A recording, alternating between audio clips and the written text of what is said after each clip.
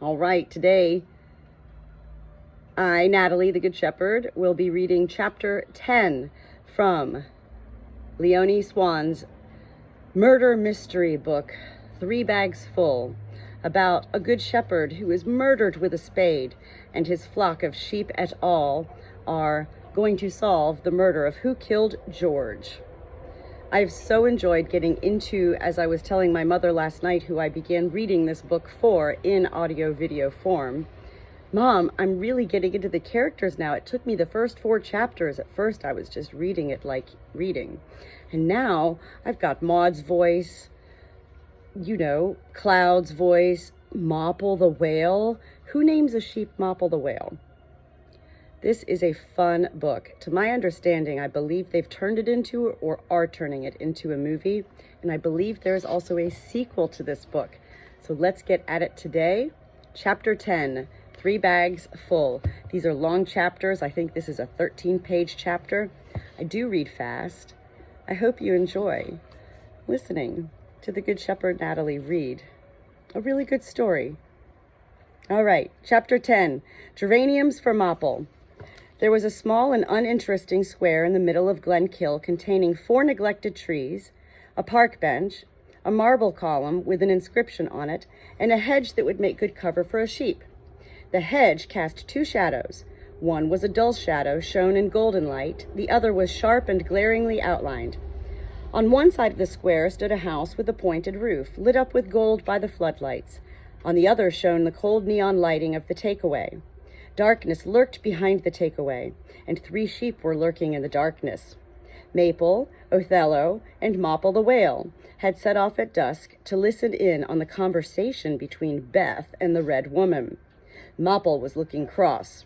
He had been promised chips to induce him to take part in this expedition, but then Maple and Othello had chased him rapidly past the door of the takeaway. Now he was staying through the window with them, obliged to watch Beth inside, consuming a plate full of raw food, kohlrabi, carrots, radishes, celery, with a big red apple for afters. To see anything at all, Mopple had to prop his front hoofs on an upside-down bench under the window box and crane his neck. This unusual position was beginning to make his back ache. Alarming sounds came from the street, the noise of car engines, men laughing, dogs barking. The yard where the sheep stood absorbed these sounds and flung them back and forth between the wall of the house, the other wall, and the blank side of the garage. After finishing her supper, Beth stood up. She had left a carrot, 3 radishes, a stick of celery, and half the big red apple uneaten. Mopple felt hopeful again, but Beth carried the plate out of the room and came back empty-handed. She sat down in an armchair and busied herself with a string of wooden beads. She let the beads slip through her fingers, murmuring to herself, "Our Father who art in heaven."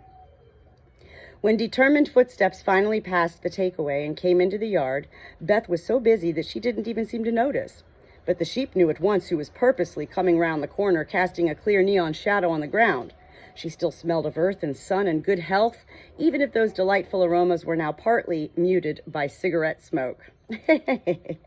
Mopple began squinting uneasily at the backyard for their escape route, but the sheep stayed put. They had rehearsed it in advance. If the Red Woman went no farther than the door, they were well hidden from sight here behind a bush of broom. The woman knocked, and Beth jumped in her armchair. She quickly put the string of beads away, traced a sign in front of her breast with her right thumb, and hurried at the door. Then Beth inside the house and the woman outside the house both disappeared from the sheep's field of vision, and all they could hear was an indistinct murmuring. It was exciting. They had never seen a human house from the inside. Obviously, going in and coming out again were not the same thing. The door of the room opened and the Red Woman came through it. Not red at all this time, but wearing blue trousers and a green shirt, and followed by Beth. "Rebecca," said the woman as she entered the room. "Please call me Rebecca." But Beth said nothing. The 2 of them looked at each other in silence for a while. "You're not here to help the tourist trade," said Beth at last. "You're here because of George." Rebecca nodded. "I want to find out as much as possible about his life, about his death. If I can give the tourist trade of Glenkill a boost at the same time, then that's fine by me." Her smile was ironic, but Beth did not notice. "Why? Are you from the police? Goodness knows it's about time they did something at last." Rebecca blushed. "No," she said, "I'm here for personal reasons." Beth narrowed her eyes. "And yet you don't know anything about him," she said. "How very curious." Rebecca lowered her eyes and said nothing. "So you come to me about it." Beth's voice was agitated, much as it was when she pressed the tracts into George's hands. "Me, of all people. I thought you were a respectable woman. I ought to send you away. With a copy of the gospel, yes, but I ought to send you away. What did you want here?" Rebecca was still smiling, but it was a much sadder smile now. "You'd probably call it forgiveness," she said quietly. Rebecca's reply did, with the utmost ease, something that none of George's sharp remarks had ever managed. It left Beth thunderstruck. Listen to my rooster. My whole flock is listening to me read this, by the way, and they love it. And I love being aware and hearing their sounds of joy. Beth was thunderstruck. Thunderstruck. Rebecca's slim hands traced curving lines on a chest of drawers, while Beth stood like a weeping willow on a very calm day. Mopple was getting bored. He reached his neck out, tasted one of the geraniums in the window box, and chewed noisily. Othello cast him an irritated glance. Mopple looked back innocently. On the other side of the glass pane, Beth had turned white as a sheet. "My God," she whispered, "my God." Then a new idea seemed to occur to her. She calmed down slightly. "Tea?" Rebecca nodded. There was a bump outside. Mopple had leaned too far over in his quest for a geranium bud, lost his balance, and was now sitting on his behind. Othello snorted. "Mopple, if you touch another petal, I'm going to chase you all over the meadow tomorrow until you're as thin as an old nanny goat." Mopple stopped chewing and clambered to his feet again. Maple looked sternly at both rams. The three of them took up their observation posts in the shadow of the geraniums once more. But Beth and Rebecca had disappeared. Instead, there was the clink of china. You won't find anything out," said Beth's voice. "Not by asking people." "As scandalous as that?" asked Rebecca's voice. "Unspeakable," said Beth's voice. "Unspeakable, if only because no one really knows anything. Just a number of harmless things that don't fit together. The whole village has rotted away like an apple, if you see what I mean, from the inside out like an apple." Mopple made a face. It had been a mistake trotting off to this village. He was about to get down from the window box when Miss Maple discovered what had happened to Beth and Rebecca. They hadn't disappeared at all. They had just sunk into two low armchairs, and now the geraniums hid them from view. "Look at that," said Beth. Something rustled on the tabletop. "Oh," said Rebecca. Beth laughed in a forced kind of way. "It doesn't get really interesting until I tell you where I found it." Maple could stand it no longer. "Mopple," she bleated quietly, but as firmly as a lead ram. "Go ahead then, eat those geraniums. Eat us a hole through the geraniums, quick." Mopple was the fastest eater in all Glenkill. A few geranium plants would be nothing to him, but Mopple didn't move. He stood between Maple and Othello, looking as if he had indigestion. "Mopple the whale!" Miss Maple was angrier than she had been in a long time. Mopple looked at her unhappily and turned his head to Othello. "Eat them," growled Othello through his teeth. A short time later, there was devastation where the geraniums had recently been growing and thriving. Beyond the devastation, the sheep could see Beth and Rebecca sitting at the table. From inside the room, it looked as if Beth had planted 3 sheep's heads in her window box. Luckily, neither of the 2 women thought of looking out of the window. They were far too deep in conversation anyway. You could call it some silly boy's trick," said Beth. Said Rebecca. They both looked at the small bundle of straw lying on the table between them. Someone had tied the straw together into the shape of arms, legs, and a head. Someone had stuck a twig right through the straw body. Do you know what the children used to call George? Goblin King. Imagine that. Where did they get it from? Such heathens. Only behind his back, of course. Oh, yes, they feared him like the Prince of... Rebecca nodded. Okay, and so you thought? A silly boy's pranks. It wouldn't have been the first time, Beth sighed. I found this one morning last week on the steps of George's caravan. I never gave up hope for him, you know, even though he laughed at me. But he wasn't at home. He'd been away quite often lately, so I took the thing with me. I thought those kids and their nonsense about the Goblin King weren't worth bothering about. And now you think? Now I think it was a warning, and it's my fault he didn't get it. Beth smiled sadly. But never mind. George wouldn't have listened to me anyway. If there's one thing I know, it's that George never listened to warnings. They fell silent. Why was he away so often recently? Asked Rebecca. What was he doing when he wasn't there? Beth folded her hands. I wish I knew. He dressed well when he went away, in a suit and white shirt. He looked 10 years younger and a real gentleman. That makes people talk, of course, but I don't believe a word of it. I think he went up to town to Dublin, to offices and banks and so on. He wanted to get away from here, you see, away from Glenkill. But someone or other didn't want him to go away, asked Rebecca. Beth nodded. Was he having an affair? Horrified, Beth shook her head. Rebecca raised her eyebrows. Then she asked, do you think it was about money? Beth laughed her forced laugh again. I expect that's what they're all wondering here. Money is all they can think of. What heathens! Did George have money anyway? Normally I'd have said not. Not the way he lived. A bit of land, a few sheep, a little house, and not much business. Most people here have more. Most of them earn quite well from the tourists, though of course they all complain.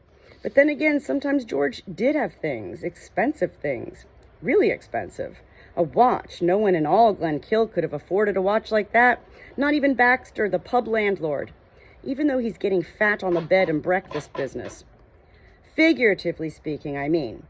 If you ever see him, you'll know why I say figuratively speaking. Beth giggled like a schoolgirl. And George thought nothing of that expensive watch, she went on.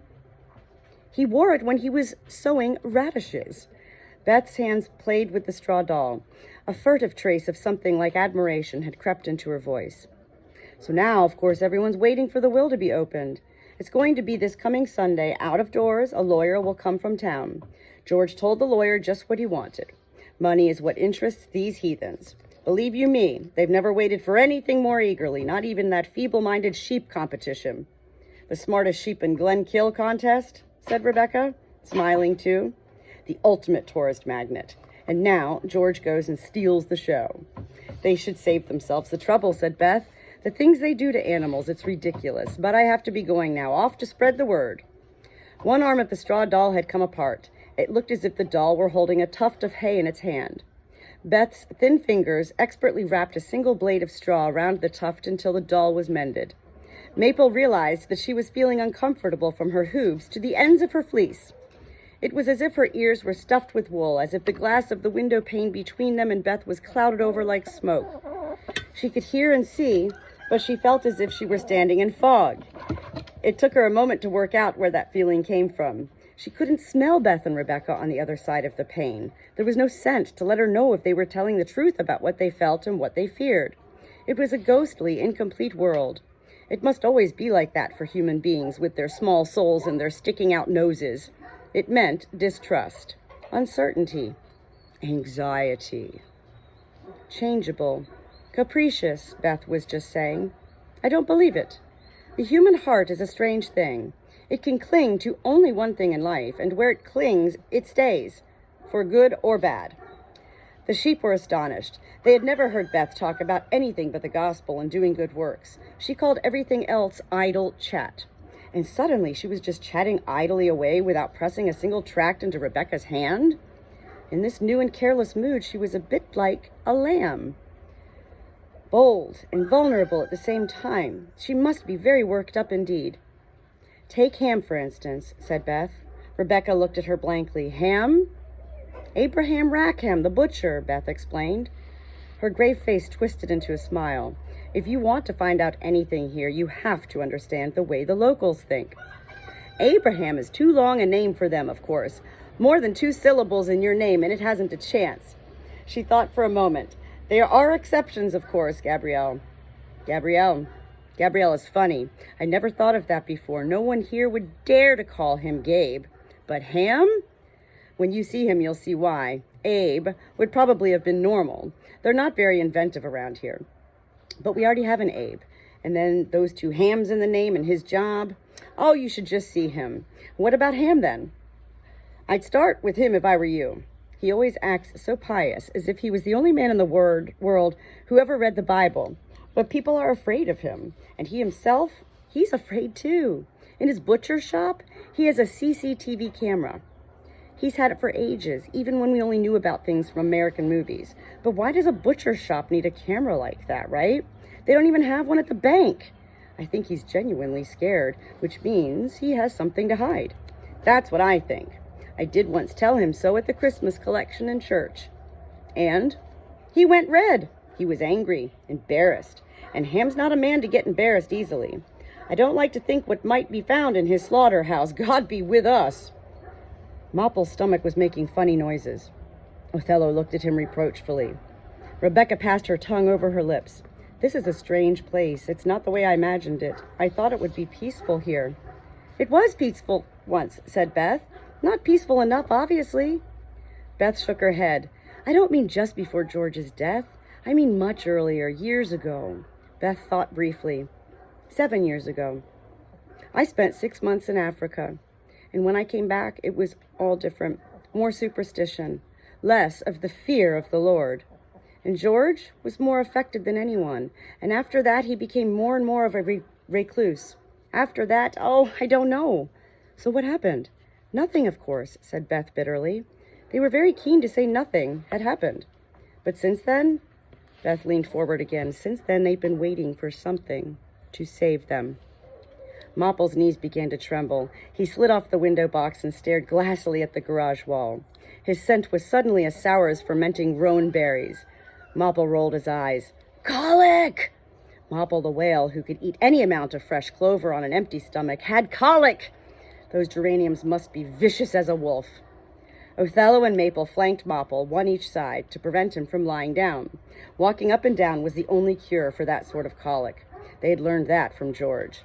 "Keep going," whispered Mopple. "Take another step, and don't bleat, Mopple," muttered Othello. Mopple stumbled forward, eyes glazed, but he didn't bleat.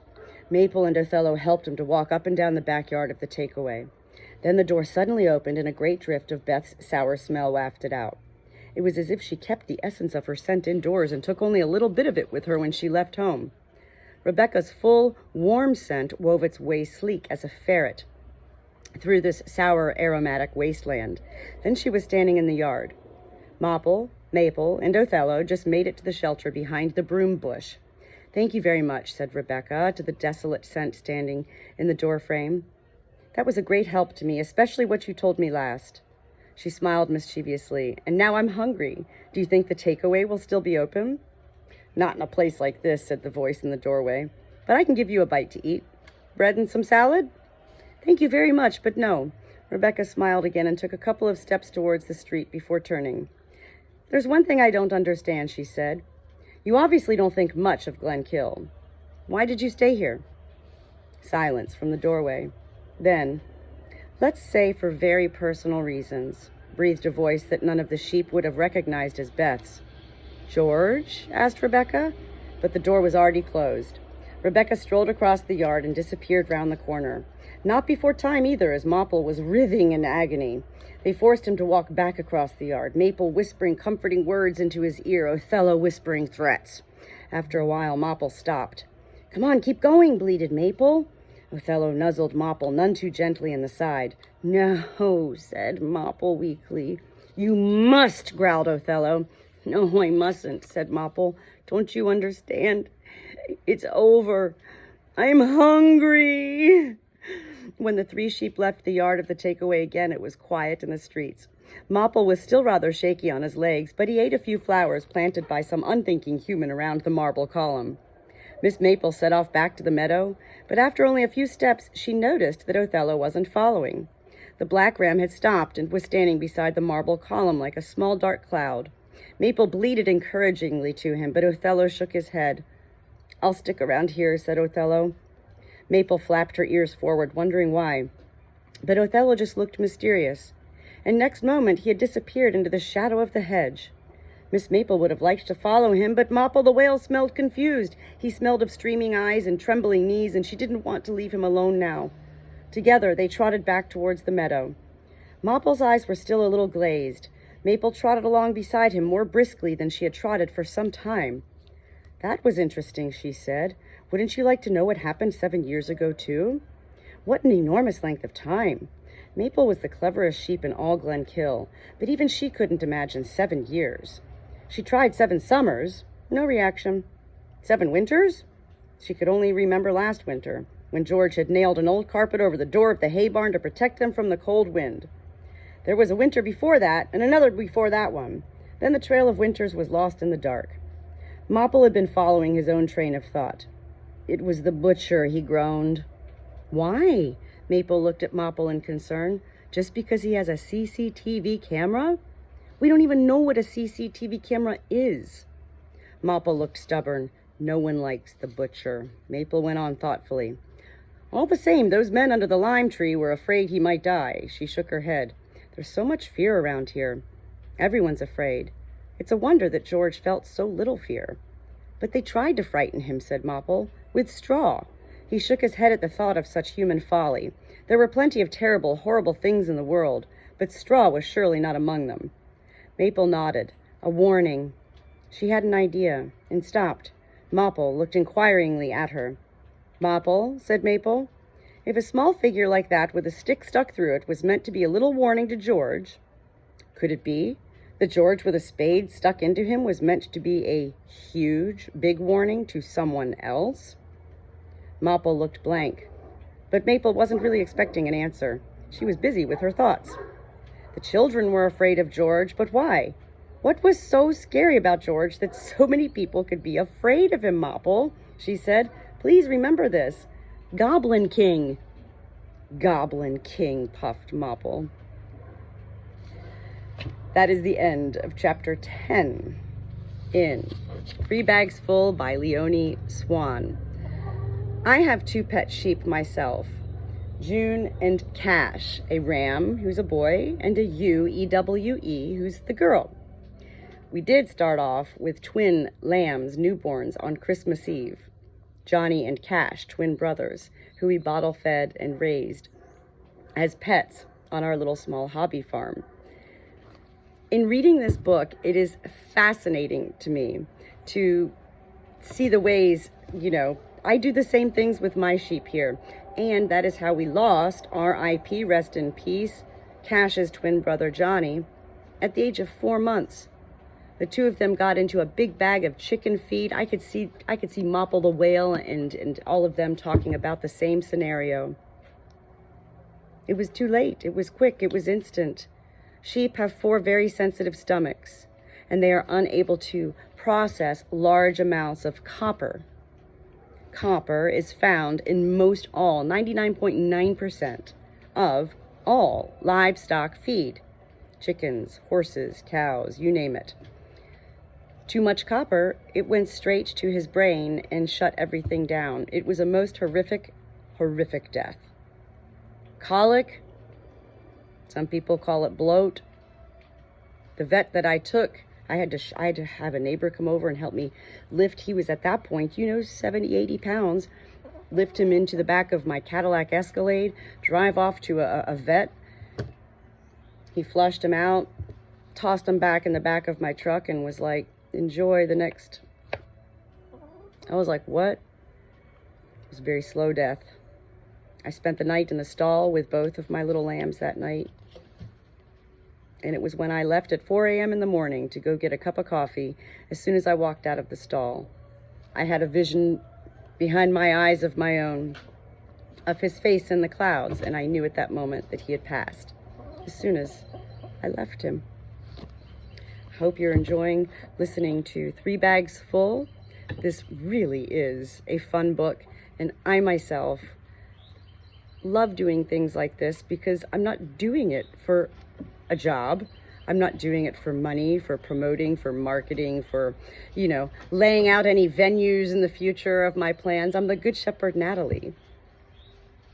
If I don't record it, I'm going to read this for myself anyway, and I'm still going to read it out loud to my flock. So what better way for me to share my joy than to, video it? And again, going back to my mother with macular degeneration, that is a disease of the eyes that does essentially, more than likely, cause blindness. My grandmother had it. My mom has it. I just got my eyes checked. They say I'm still good at the age of 52 myself.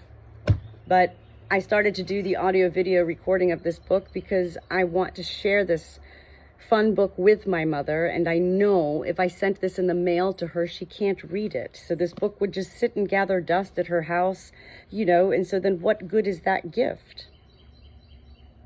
There's a different venue to delivering gifts than just buying something and giving it to someone.